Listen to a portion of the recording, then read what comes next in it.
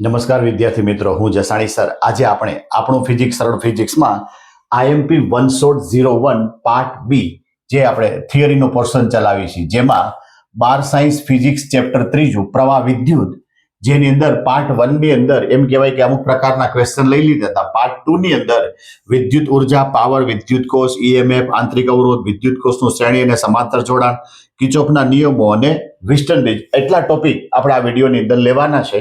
આના માટેના અગત્યના જે કંઈ સૂત્ર છે કે ટર્મિનલ વોલ્ટેજના છે, વિદ્યુત કોષ ચાર્જ થાય, ચાર્જિંગ પ્રવાહ, મહત્તમ પ્રવાહ, વિદ્યુત ઉર્જા, વિદ્યુત પાવર, પાવર વ્યય થાય, સમાંતર જોડાણ, શ્રેણી જોડાણ, વિદ્યુત કોષનું શ્રેણી જોડાણ, આંતરિક અવરોધ અને મિશ્ર જોડાણ, ને છેલ્લે વિસ્ટન બ્રિજ અને કિર્ચોફના નિયમ.